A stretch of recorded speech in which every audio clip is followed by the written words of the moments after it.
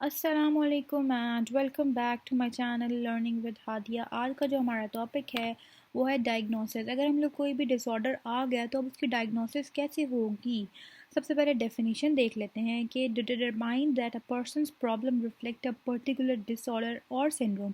अगर हम लोग किसी को डिटरमाइन करें, किसी की भी इंसान की पर्टिकुलर कोई भी डिसऑर्डर या सिंड्रोम है, तो जो क्लिनिशियन है, क्लिनिकल क्लिनिशियन है वो डिफरेंट टाइप के अटेम्प्ट्स करता है ताकि जो कि फॉर्मल भी हो सकती है, इनफॉर्मल भी हो सकती है और क्लिनिकल पिक्चर भी होती है, डिफरेंट क्लासिफिकेशन सिस्टम को मद्देनज़र रखते हुए, ताकि वो डायग्नोसिस दो और वो फिर डायग्नोसिस करता है।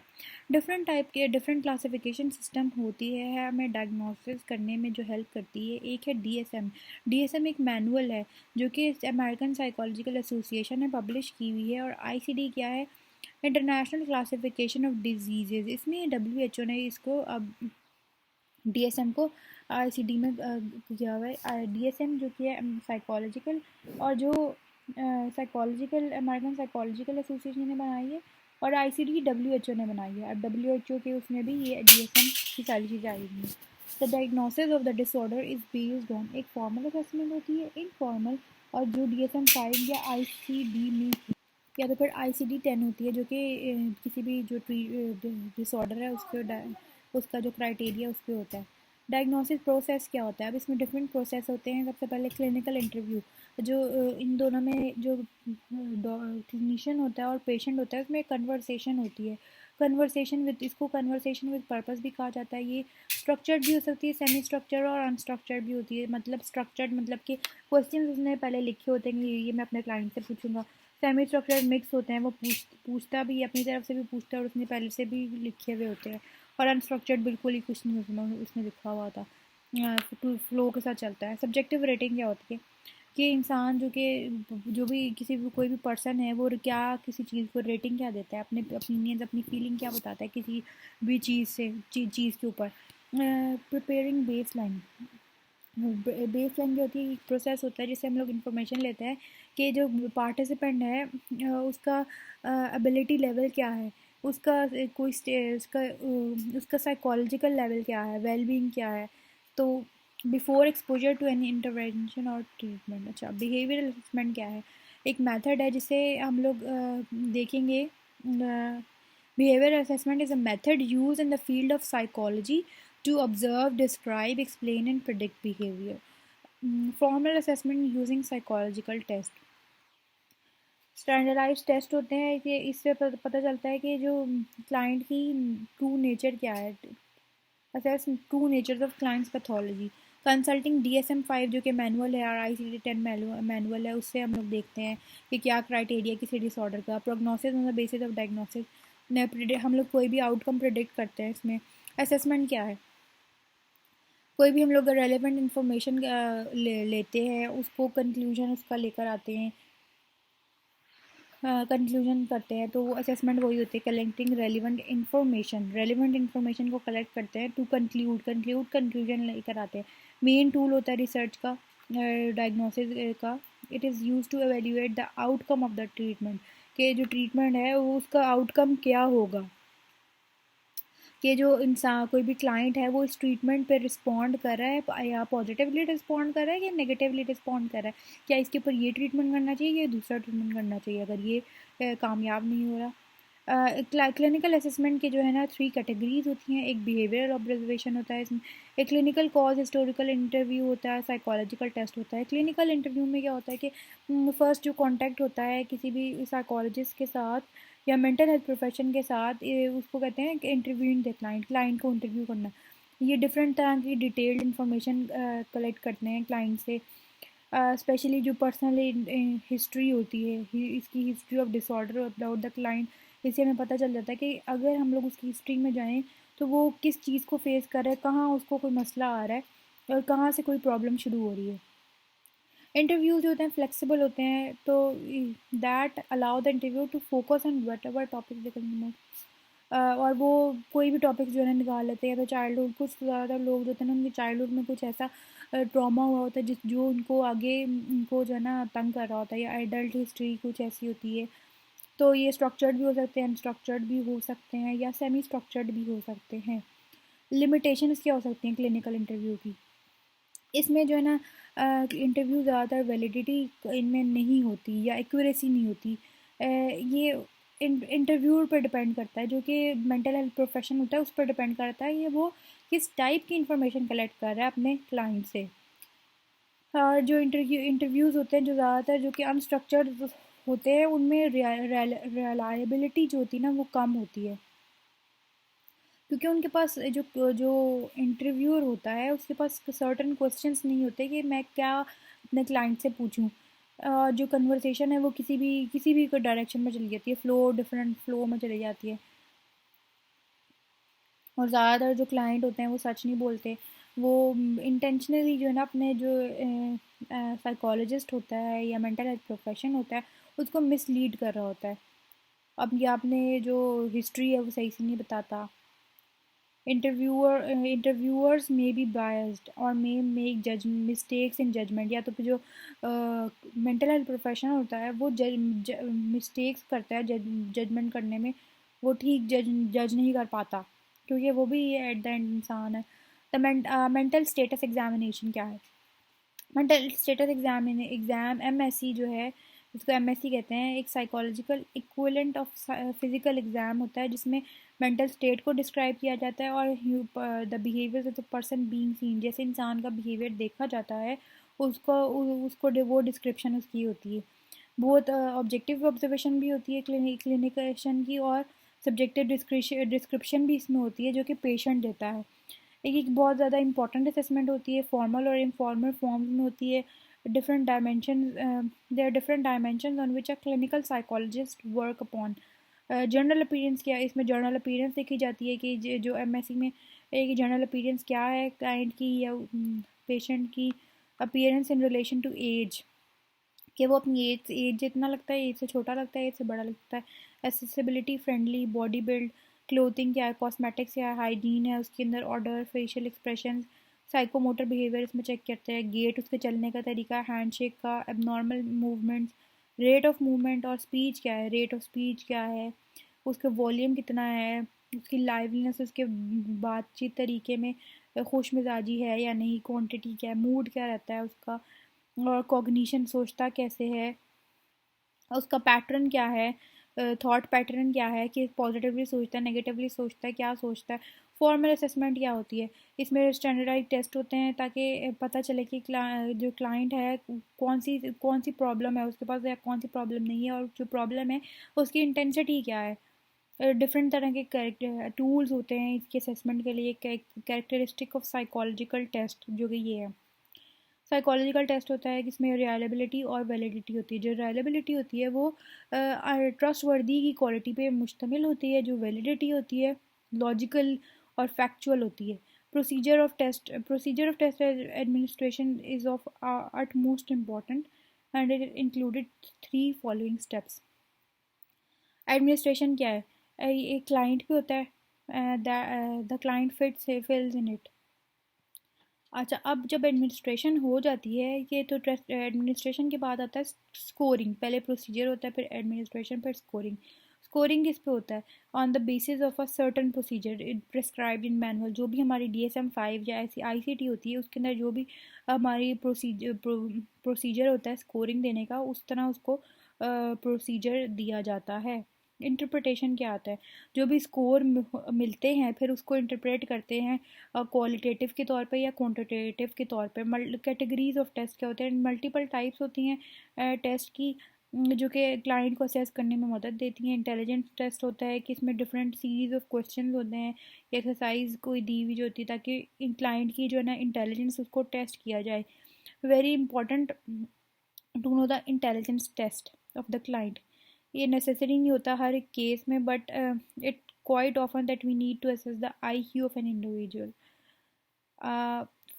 फॉलोइंग जो एम्प्लॉयड इंटेलिजेंस टेस्ट हैं वो है सेलोसन intelligent test, Wechsler adult intelligent, फिर है WISC, फिर है जो कि Wechsler intelligence scale for children, Stanford Binet intelligence scale, that are the oldest one age compare to the others. जो ज़्यादातर यूज़ होते हैं वो वेस और विस्क होते हैं, जो कि इंटेलिजेंट टेस्ट है। जो कि सबसे ज़्यादा पुराना है वो है Stanford Barnett intelligent test. Personality testing क्या होती है? डिफरेंट स्टैंडर्ड तरह के टास्क दिए जाते हैं किसी भी इंसान को, वो कंप्लीट किए जाते हैं। इमोशनल भी हो सकते हैं, इमोशनल स्टेटस को देख के। देयर आर टू के टाइप्स ऑफ कैटेगरीज होती हैं, एक सेल्फ रिपोर्ट टेस्ट होते हैं।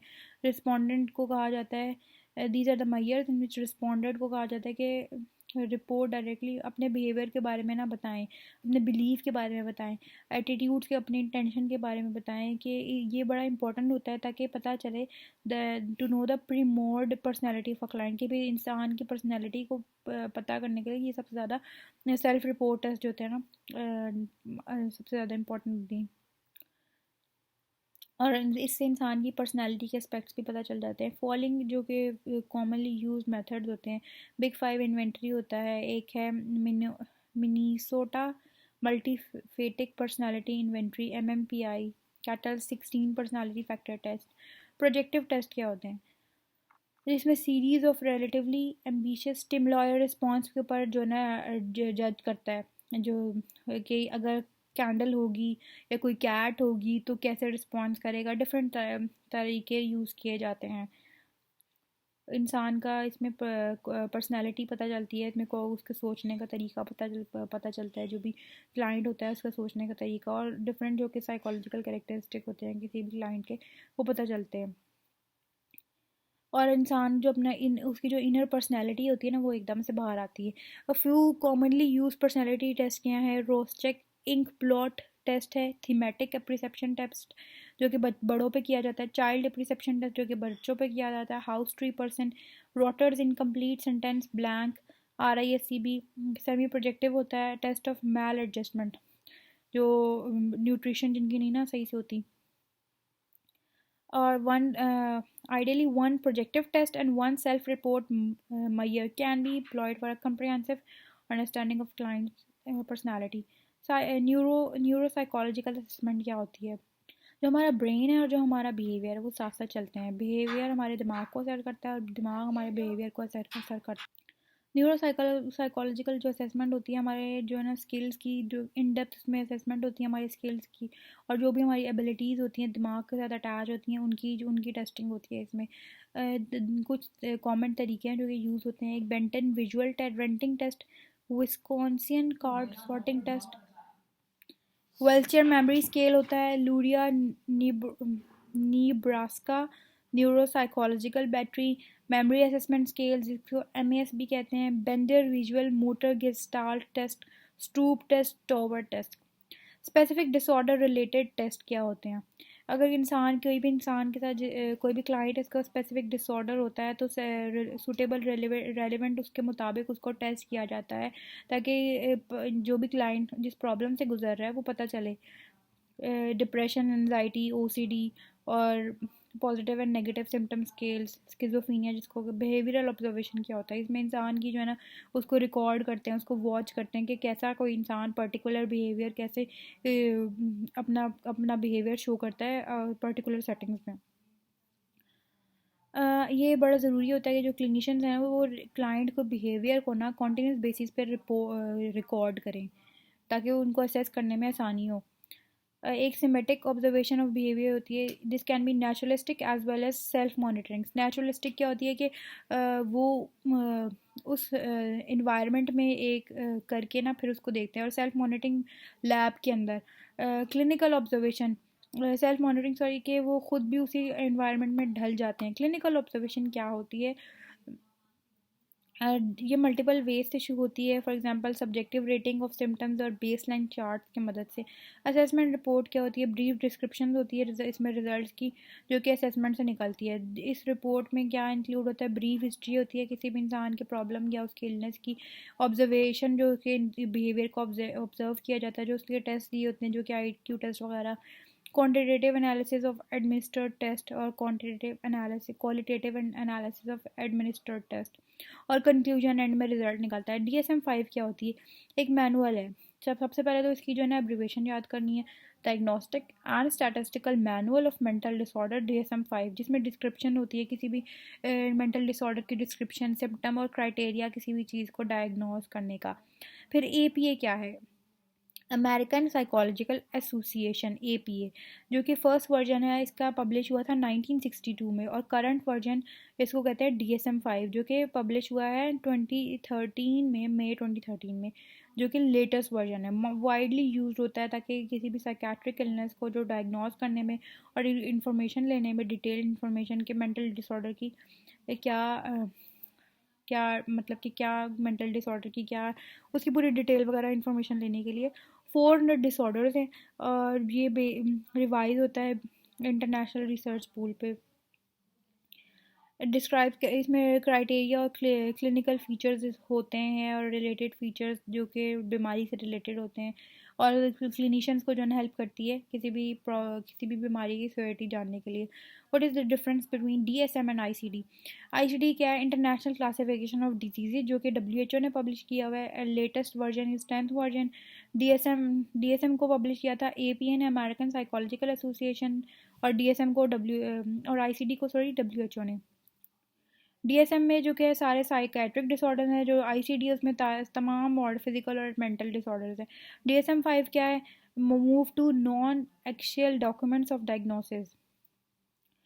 Following previous versions of diagnosis, the client was rated at on an axis while diagnosis, not otherwise specified. NOS language is eliminated in DSM-5. There are now new options for the या तो unspecified उनमें एक जो word use होता है, या तो फिर अदर स्पेसिफाइड जो वर्ड जो है ना वो यूज़ होता है DSM-5 में।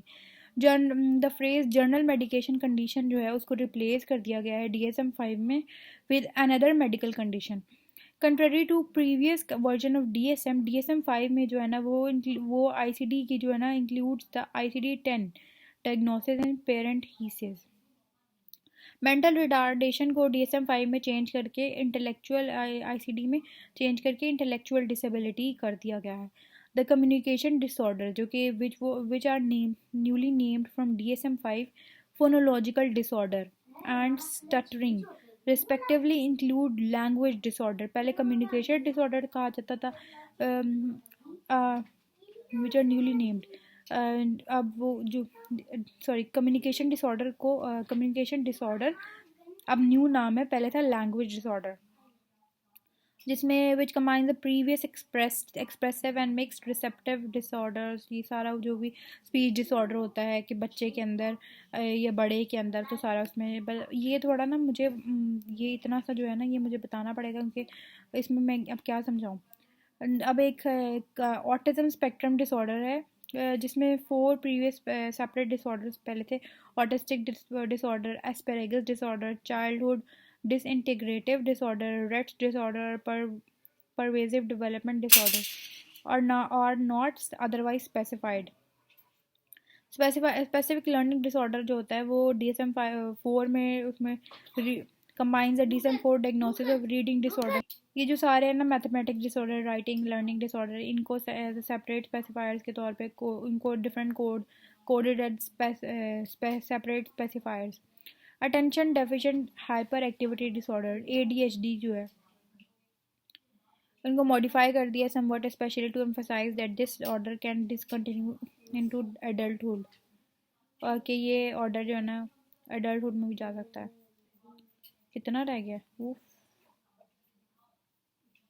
मेरे ख्याल में अभी इतना मैं कर देती हूँ। कहाँ तक था? कहाँ पे था? अच्छा यहाँ पे था।